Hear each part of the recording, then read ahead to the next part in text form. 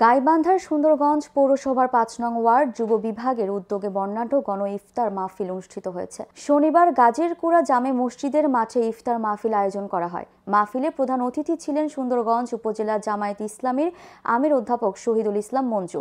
বিশেষ অতিথি হিসেবে উপস্থিত ছিলেন সুন্দরগঞ্জ পৌরসভার সাবেক মেয়র মোহাম্মদ নুরুন নবী প্রামাণিক সাজু, পৌর জামায়াতে ইসলামীর আমির অধ্যাপক একরামুল হক, সুন্দরগঞ্জ শ্রমিক কল্যাণ ফেডারেশনের সভাপতি মোহাম্মদ বদরুল ইসলাম, পৌর যুব বিভাগের সভাপতি ডাক্তার জাহিদুল ইসলাম এবং সেক্রেটারি এনামুল হক।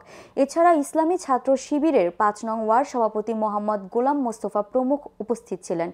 মাহফিলে সভাপতিত্ব করেন যুব বিভাগের ৫ নং ওয়ার্ড সভাপতি মোহাম্মদ মেহেদী হাসান প্রামাণিক। গণ ইফতার মাহফিলে ধর্মীয় গুরুত্ব, ভ্রাতৃত্ববোধ এবং সামাজিক সংহতির উপর সংক্ষিপ্ত আলোচনা করা হয়। পরে গাজীরকুড়া জামে মসজিদের ইমাম কারি মোহাম্মদ সোলাইমানের বিশেষ দোয়া ও মোনাজাতের মাধ্যমে ইফতার মাহফিল শেষ হয়।